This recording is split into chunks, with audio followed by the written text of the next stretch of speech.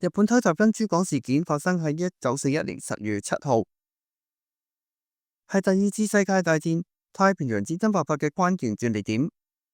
日本海軍以陸艘航空母艦為核心嘅機動部隊從扇冠灣出發，沿北方航線暗中逼近雅湖島北面海域，並喺清晨突然發動空襲。當日第一波有183架艦載機嘅攻擊，響7時55分開始，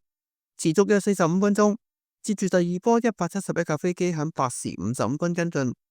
響2小時內，航軍美軍太平洋艦隊停泊嘅戰列艦、巡洋艦同航空基地，摧毀約188至232架美機，造成美軍約2400人死亡，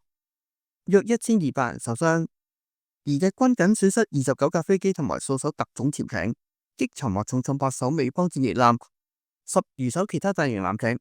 美軍事先雖然偵察到潛艇逼近同埋大批飛機嘅蹤影，但係誤判為己方機群，而且防備鬆懈，導致港口內艦艇密集停泊，天蓬覆蓋，導致航行還受之力。日本司令南雲忠一趁星期日天氣晴朗之際，精準實施先發制人策略，幾乎癱瘓珍珠港軍事基地設施。此仗雖未擊中美國3艘航空母艦，但重創美國海軍主力，迫使美國總統羅斯福次日發表此日演說，國會迅速通過對日宣戰，正式將美國拖入二戰全球戰局。珍珠港事件源於日本為突破美國石油禁運及抗爭太平洋勢力嘅戰略豪賭，標誌住二次大戰格局巨變。雖然由山本56策劃嘅